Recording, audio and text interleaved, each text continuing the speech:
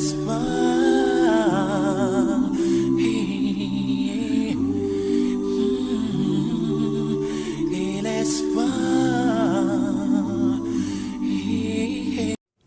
dis ceci. Il y a une telle légèreté dans ce pays quand il s'agit de gérer les problèmes importants que nous avons. Les gens croient que c'est eux. À un moment où on veut même leur expliquer que, mais monsieur, il ne s'agit pas de vous. Ne vous donnez pas une responsabilité historique que vous n'avez pas. Ce n'est pas les Africains qui ont conçu la traite négrière. Ce n'est pas les Africains qui ont conçu la colonisation. Ce n'est pas les Africains qui ont conçu le néocolonialisme. Donc, ils ne peuvent pas être tenus responsables de cette affaire. Arrêtez de mettre votre président là partout. Il n'est pas responsable de ça. Qui a dit ça? Laissez les gens parler. Monsieur Pélé, s'il vous plaît. Monsieur Pélé, je vous en prie. On n'est pas à la matière. Allons-y, docteur Yan. On n'est pas à la matière. Allez-y. Personne n'a dit ce que vous dites. On n'a pas à être là à rappeler Biya toutes les 2 secondes. Ce n'est pas ça qui importe. Ce qui importe, c'est de savoir que malheureusement, le régime, il est coupable.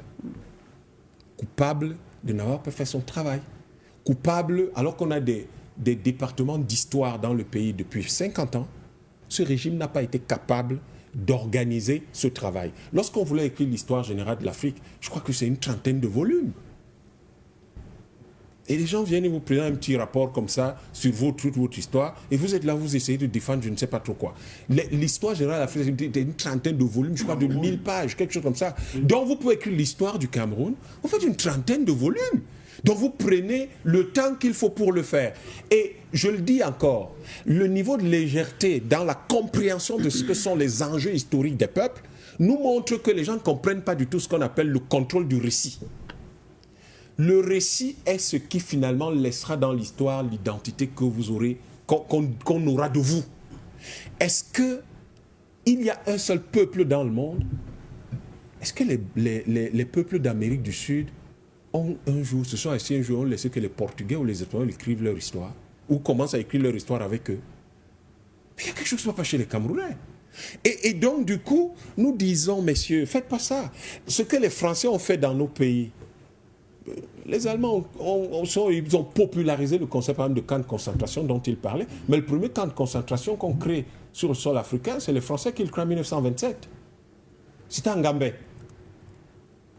Bon, après, il faut apprendre l'histoire au RDPC, ça c'est pas très grave. Mais c'était en 1927. SDF n'en a pas besoin. SDF n'en a pas besoin. Deuxième chose. Le masque va tomber, Madame Doumbé, au fur et à mesure que l'émission, le masque tombe.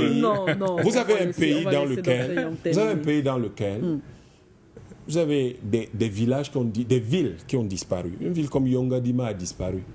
En 1 heure, les gars ont mitraillé tout le monde, ils ont tué tout le monde. Vous avez des zones comme Ekité, 500 morts en 45 minutes. Vous avez la forêt d'Ebo dont on parle aujourd'hui, les gens sont en train de truander les bananes là-bas. Mais c'est la même chose, les gens qui sont partis de là, c'est parce qu'on les a truandés. Vous avez un pays dans lequel, même les routes qui sont construites, bon, vous avez par exemple les chutes de la Métier, c'est là où on exécutait les gens. Hein. Vous avez des routes, par exemple, qu'on a construites dans ce pays à des fins de contrôle. La route qui va à l'ouest, là, qui passe par la falaise, mais du temps des Allemands, c'est pas par là qu'on passait. Oui, ça passait. Cette route-là permet de contrôler qui va à l'ouest, qui va dans le littoral, tout simplement. Et c'est pour ça qu'on l'a construite. Donc, vous avez en réalité le fait que les gens doivent comprendre quelque chose. Si nous n'écrivons pas l'histoire selon notre vécu, selon notre perception de la présence française ici, selon notre ressenti de cette présence ici, selon le bilan que nous-mêmes nous pouvons en faire, oui, on n'aura pas une vraie histoire. Quand vous regardez toute la zone du pays Bassa qui est vide, les Français vont vous dire non, il y a eu peut-être 300, 400 000 morts. Et ça explique qu'entre Douala et Yaoundé ce soit vide. C'est ça qui explique ça. Tous les Bassa vous disent qu'il y a eu entre 3 et 4 millions de morts au moins dans ce pays. Entre l'ouest, la zone du littoral et le sud. Parce qu'après, on parle très souvent de l'ouest et du littoral, mais on ne parle pas du sud. On ne parle pas de l'est, on ne parle pas de ces zones-là. Mais il y a eu entre 3 et 4 millions de morts. Ce n'est pas très loin de ce que les Juifs ont perdu. Ils disent qu'ils ont perdu 6 millions de Juifs pendant la Deuxième Guerre mondiale. Mais personne ne parle de ça. Et des gens se lèvent, c'est eux qui viennent nous raconter comme notre souffrance. Quelqu'un vous raconte votre souffrance? Quelqu'un vous raconte votre douleur? Quelqu'un décide que c'est lui qui va dire quelle est la douleur que vous avez ressentie. Et puis il y a une autre chose. 30 secondes, docteur Yam. On a plus de temps. Il y a une autre chose dans cette affaire. La question des réparations. Lorsque nous voulons parler des réparations qui partent généralement de la traite négrière, mais là il peut y avoir, on peut se spécialiser dans certaines périodes qui peuvent être par exemple la colonisation. Mais il faut savoir que quand on parle de la mémoire coloniale au Cameroun, mais les gens ne parlent pas du franc CFA. Oui. Sauf que le franc CFA représente quoi? Le franc CFA représente la totalité de la valeur créée dans nos pays et qui a été purement et simplement exportée en France. C'est-à-dire que le développement qu'il y a en France aujourd'hui, en réalité, c'est un développement qui aurait dû être chez nous. Bien sûr. Bon, alors, donc, comment vous faites pour que les Français contrôlent le récit que vous aurez de leur présence coloniale et qu'eux, ils puissent articuler une telle demande à ça? Mais ils ne peuvent pas le faire. Parce que vous allez savoir l'articuler parce que c'est vous qui ressentez la douleur de cette exploitation-là. Et ensuite, il y a 2 ou 3 petites choses que nous devons comprendre. Si nous insistons sur le fait que ce n'est pas une histoire partisane, ce n'est pas une question partisane, c'est une question du peuple camerounais, et qu'à ce titre-là, laissez-nous vos chamailleries de chapelle. Ce qui importe, c'est de dire, parce que quand Oumyobé partait en 52 à l'ONU, toutes parties de ce pays, on cotisait des cents, les 1 franc, les 2 francs, c'est ça qui a payé son billet d'avion. Et donc, c'est une histoire de tout le monde. Et j'entends le RDPC qui parle, qui ne fait aucune référence à l'UPC. Hein. Ils ne font aucune référence à ça. Mais quel est le parti qui a porté au moins cette période charnière pendant cette période? Mais c'est l'UPC. Et donc, du coup, vous avez des immenses personnalités de l'UPC qui, elles, ne sont pas battues pour l'UPC ou pour elles.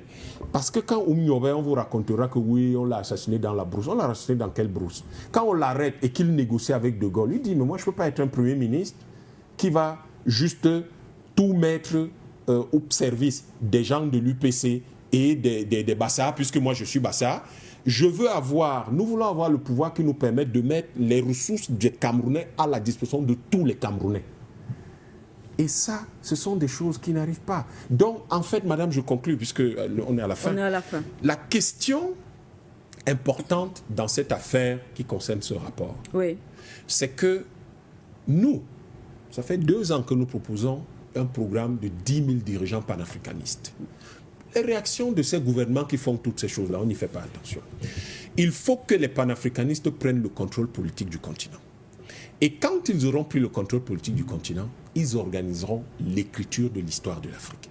Et quand ils organiseront l'écriture de l'histoire de l'Afrique, ils utiliseront la méthodologie, la bonne, celle qui fait parler nos peuples, nos mémoires, nos souvenirs. Et à ce moment-là, il n'y a pas de président français qui va recevoir un mémorandum ou un rapport. Il n'y a pas un président du Cameroun ou de quel pays, je ne sais pas, qui recevra un rapport. Il y aura le peuple camerounais qui recevra un rapport ou le peuple de l'Afrique qui recevra un rapport. Et ce rapport sera nécessairement articulé sur la demande de réparation que portent par exemple les associations comme celle de Mme Hélé, et qui vont être ramenés aux dimensions totales de l'Afrique, parce que c'est de cette façon que nous allons faire asseoir les Européens et leur dire la récréation est terminée. Merci. Et c'est de cette manière que nous leur dirons une dernière chose. Messieurs, vous perdez plus que vous ne le croyez en maintenant la situation actuelle, parce que quand nous nous serons entendus, vous, l'Europe qui est affaiblie aujourd'hui, vous vivrez mieux. En 1900, pour nous coloniser, 1880, nous étions 420 millions, nous étions 100 millions. Aujourd'hui, en 2050, là, nous serons 2,5 milliards. Ils seront toujours 400 millions. Merci à vous, docteur Yam Timba. Je pense qu'on